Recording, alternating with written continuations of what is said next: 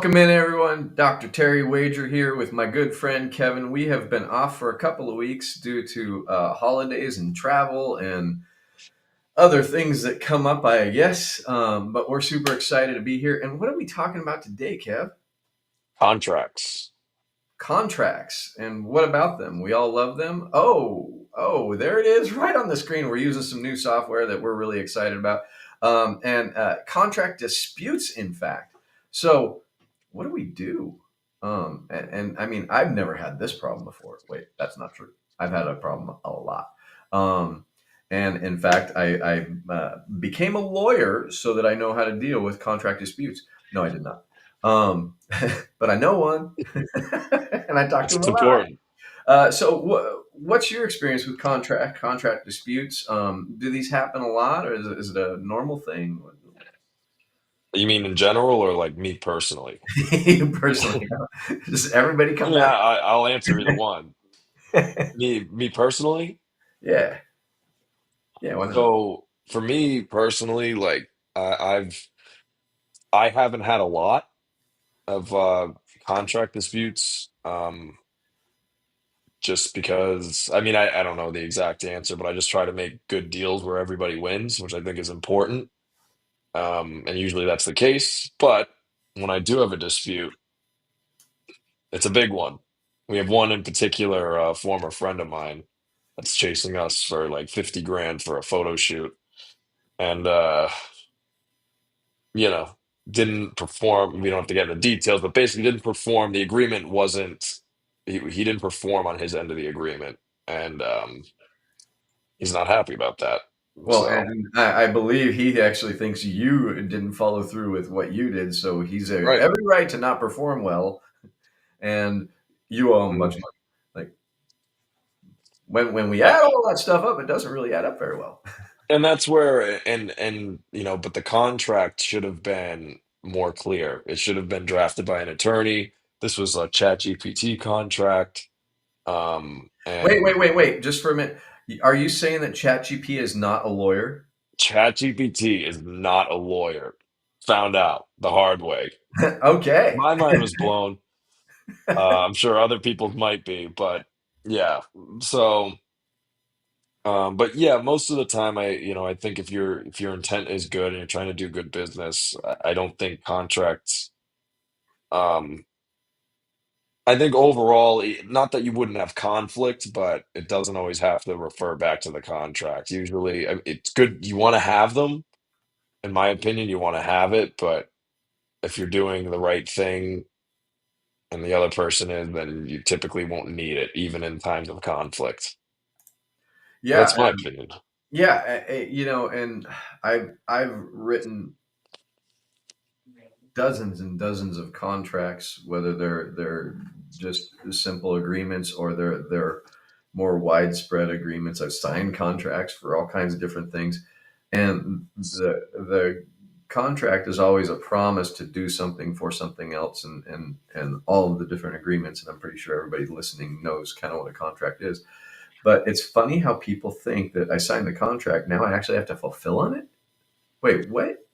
Wait, I mean, I have to actually follow the rules of that thing.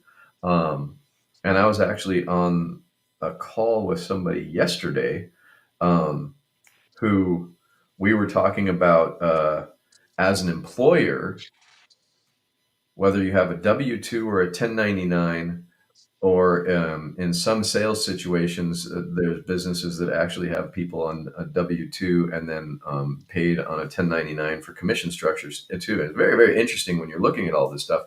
But that's some really, real big, intricate contract negotiation and language in there. But one of the things he was saying was, and I found it very interesting. He was saying that if if you're working with somebody or hiring somebody, and they're 1099, you can write almost anything in that contract to create as much control as you want.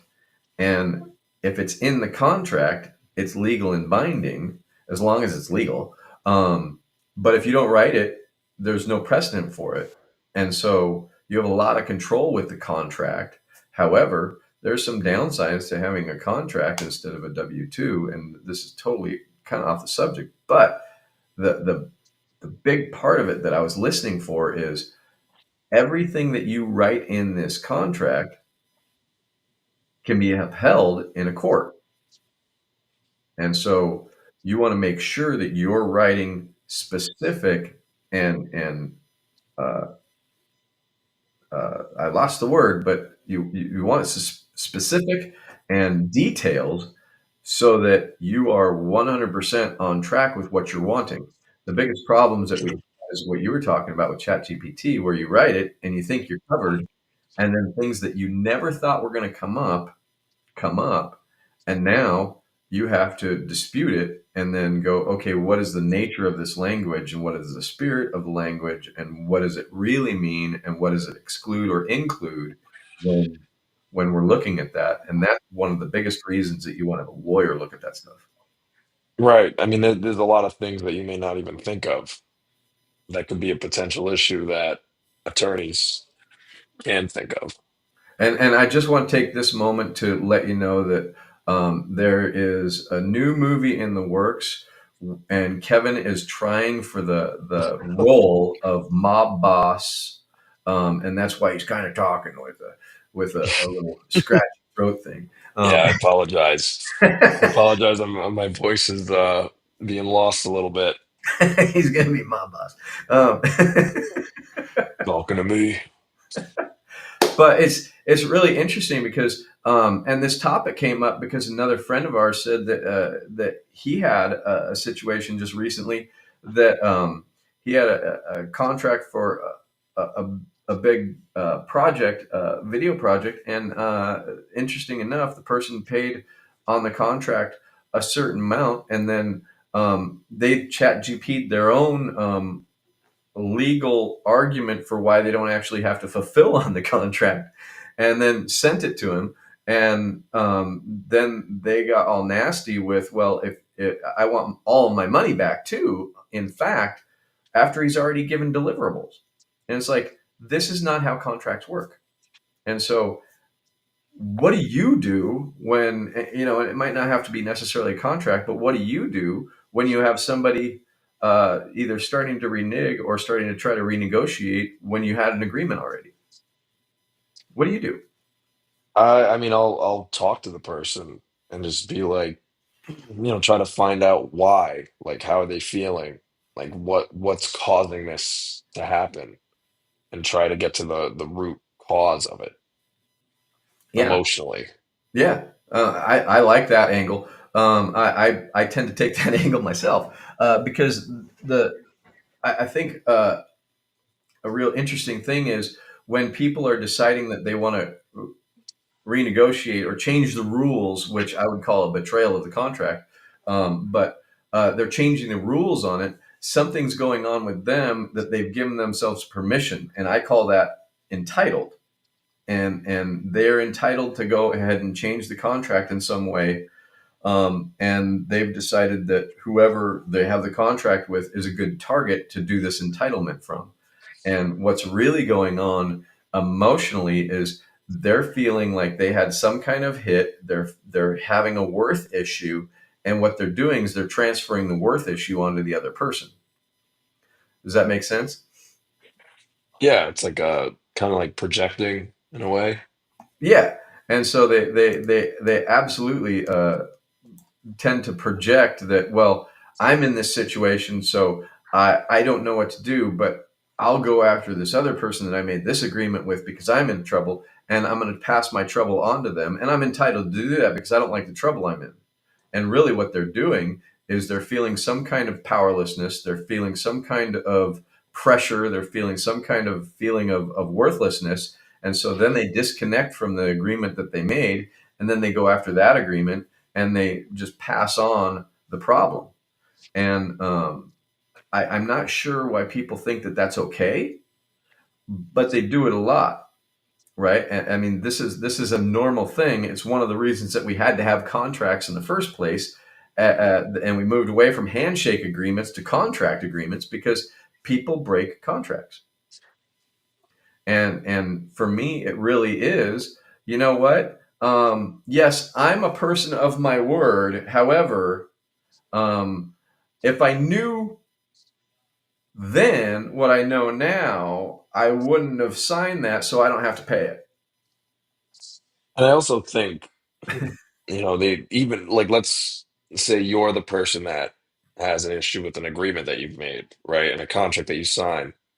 I feel like 99% of the time, like if you go to talk to the person you made an agreement with and just explain your position and explain your intent to, you know, your intent to fulfill in the contract, but you also you'd like to renegotiate some things, and you explain why. I think it goes a long way. Well, and yeah, and what I would add is, if I'm the person that's having a problem with a contract, well, I'm having a problem with contract.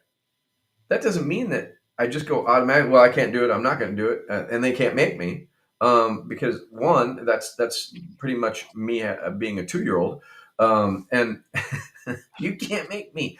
And the other thing is it's my perfect opportunity to go and talk to the person and let them know what I'm going through and seeing if they can actually help me come up with a solution where I can fulfill in the contract and I can um, do something different. And people understand there's problems, but going and trying to get out of the contract or deciding that I'm not going to pay it, really, that's conflict avoidant, right? And so I'm going to avoid the conflict by just deciding I'm going to ignore the deal I made. And again, it's an immature way of dealing with things because the reality is we made the deal. And I've made some big deals with some big contracts that I did not like after I signed them. You know what I did? I fulfilled on the contract with every freaking bit of. I wish I didn't do this, but I made a deal, and I'm going to fulfill. And the reality is, getting out of it doesn't feel good. Fulfilling it, I get the worth that I was losing from whatever else it was that I was going to try to cheat my worth there. I get my worth back by following through, even though it wasn't to my benefit. And I think that it would be really good for people to really start thinking about for themselves, am I actually hurting myself more by not following through with the contract? Am I hurting myself more by making a big deal out of this thing and trying to, in your buddy's case, am I making a big deal out of trying to follow through and try to get what I think is mine when I have no real claim to it? Well, Um, and and I think too, thinking of the true costs of, acting in a certain way. It may not always be tangible. You may be burning a bridge that wouldn't be wise to burn. right? You might get some short-term benefit, but long-term it may hurt you. So it's just considering all your options, I think, is also important. Absolutely. And say more about that. Um, what direction? Well, burning bridges long term idea is like that's a really good concept, and I don't know if people really think about that, especially when they're pressured in the moment. Of, Yeah, I need to do something. I need to make them pay, or I need to do this, or I need to do that. right. What is long term consequences if for either side of it? Yeah, I mean, I think, the relationship, in my view, is always paramount. If that can be salvaged, um, that's I think it's super important because even if there is like a contract dispute, and say you're on the side that made the contract and the other person's like kind of reneging on it, even understanding where they're at and allowing some of, maybe you allow some leeway or something, like it could go a long way. Or if you're the person that, can't fulfill on the contract for whatever reason, being upfront about it, having communication, it can help you in the long term, in the future with that other party, even if they don't get exactly what they want, they'll still respect you. But the long-term relationship with people, I think, is the most important piece. Absolutely. And I think that there's also, most of the time when I'm doing any kind of business that involves a contract, um, I'm doing the contract to protect myself, but I'm also doing to protect them. And I want to have a good relationship with these people. So it's an absolute utter disappointment when you have to go back to the contract to remind people of what they agreed to, or when you get the contract thrown in your face uh, about what they think they agreed to, and maybe the language isn't quite right, and then you have to actually go into the contract and use that as a tangible understanding or a tangible base to get to wherever the misunderstanding is. And it's an utter disappointment. It's a real feeling of being disconnected from the person or apart from them, and it's really discouraging. And so it's really these types of things. It's really good and it's super important to have the contract, but it's much more important to have the conversation around what's going on with you as a person when you're either not wanting to fulfill, or a conversation with yourself about why you decided you don't have to fulfill. And then how are we going to come together as two parties working through what the contract issue is? And it, the big thing that I find happening, especially with contract stuff, is if I'm on the side of trying to break the contract, I'm trying to make my personal issue their business issue. And it's not their business issue, but I'm trying to push it off to them and say, look, I'm having problems, so it's your problem.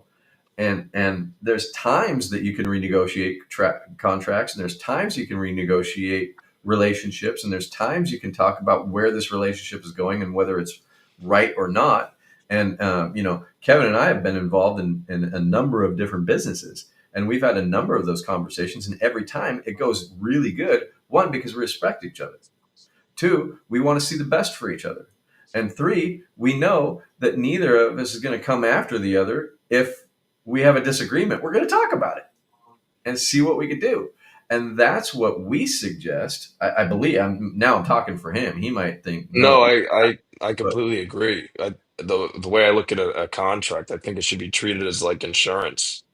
Like it's there if you need it, but try not to need it. yeah. And it's really, how are we wanting to get along, and what's the end result that we're going to be doing together? And sometimes the end result is we're not going to be doing business together, but we're still friends and we're still excited for each other. Or maybe we'll put business to bed for a minute, and then we'll have some bigger thing that we're going to do later together. And the contract is just a binding agreement for really. And you said this actually earlier. I don't know if you said it on here right before we started, but you don't need contracts most of the time. It's for those times that you can't actually have the proper communication with somebody because they're unreasonable or unreachable, because they're avoiding the confrontation. And it's not often. It's not often, but when you have those situations, it's really good to have the contract, because we go back to this is what it says. And I'm a very strong believer that we need to have a contract in everything. But Same. but before the contract, we have to have a relationship, and we have to be able to talk about what's going on with us, because the contract is fallback for when the person decides not to communicate. And it's for me, it's one of the most disappointing, discouraging things when people decide they don't want to communicate. But the reality is people get in their own head, they get triggered on a whole lot of stuff, and they exit the relationship, but then want something as a souvenir as they leave it.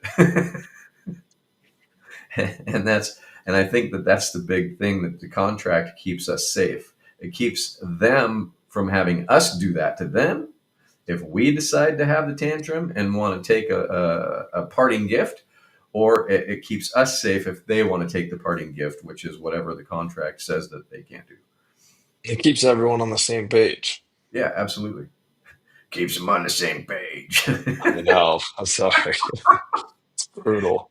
But as far as that goes, business is ran by relationships and insured by contracts. I think that was a really good way to put That's it. a good, yeah, And that's perfect. and you know, don't be afraid to do business. Don't be afraid to have relationships. But make sure, and for me, one of the reasons that I do the contracts is to make sure that that other person is protected and feel good about what they're doing, so that we can actually put that aside and have the relationship and move forward. And Full understanding on both sides. absolutely. The one place that I personally think that you don't need it is a marriage relationship. I don't think you need a prenup. I would never have a prenup because, well, I think we should really be vulnerable in that situation, and put ourselves out there. And if the other person is going to take advantage of you, well, it wasn't probably a good marriage in the first place. And so if you need a prenup and you're worried about that, then you better look at how you feel about the person. Ooh, that's a hot take. It is, and that was for somebody specific. So, if they watch it, if they don't, that's okay. Uh, but I love to throw something in there all the time. You know that. Anyway, I think that's all we got for today because Kevin's voice is a little harsh. For him, we don't really notice it, other than he sounds like maybe he's going to be in a movie soon.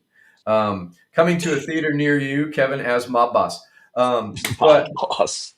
it's great seeing you again, and we will see you next week. Same bat time, same bat channel. Adios.